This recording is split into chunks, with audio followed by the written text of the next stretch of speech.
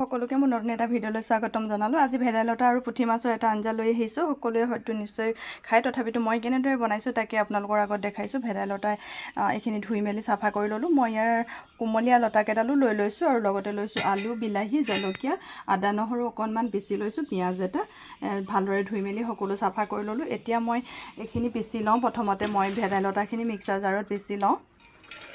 এইখিনি মই ভালদৰে ইয়াত পিচি লওঁ। কেৰাহী গৰম কৰি মই প্ৰথমতে মাছখিনি ফ্ৰাই কৰি লওঁ। এইফালেদি মই মাছখিনি ফ্ৰাই কৰি ল'লোঁ, দেখুৱাই নাথাকিলোঁ আৰু। এইফালেদি এইটো কেৰাহীতে মই এতিয়া প্ৰথমতে পিঁয়াজ ঢালি লৈছোঁ। লগতে দিছোঁ আদা নহৰুখিনি, জলকীয়া কেইটাও দি দিছোঁ, প্ৰয়োজনৰ মতে নিমখ দিছোঁ। ভালদৰে ভাজি ল'লোঁ অলপ সময়। এতিয়া মই কাটি থোৱা আলুখিনি দি দিছোঁ। এইখিনি মই পাতলীয়াকৈ কাটিছোঁ, দীঘলীয়াকৈ। আপোনালোকে নিজৰ মতে কাটি ল'ব।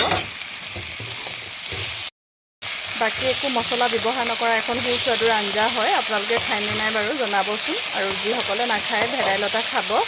আৰু তেজৰ কাৰণে, স্কিনৰ কাৰণে, এলাৰ্জিৰ কাৰণেও ভাল বুলি কয় বহুতে।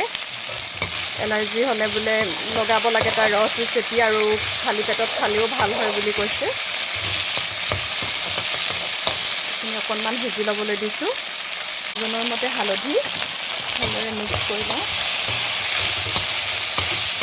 আৰু বেছি সময়ো নালাগে বনাবলৈ। আলুখিনি সিজিলে বুলি এইখিনি সিজিব, যিহেতু এইখিনি পিচি থৈছোঁ। এতিয়া মই এই কাটি থোৱা বিলাহীটো দি দিম। এটা দিছোঁ মই। ভালদৰে মিক্স কৰি অকণমান বিলাহীখিনি সিজিবলৈ দিম। সম্পূৰ্ণ গলি গ'ল। এতিয়া মই পিচি থৈ দিয়া যিখিনি ভেদাইলতা আছিলে সেইখিনি মই ইয়াত দি দিছোঁ।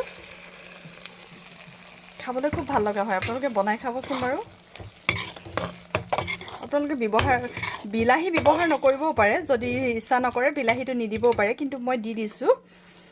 এতিয়া অকণমান গৰম পানী দি দিছোঁ, লগতে মাছখিনিও দি দিছোঁ। মই অলপ মাছ ব্যৱহাৰ কৰিছোঁ, গোটেইখিনি কৰা নাই।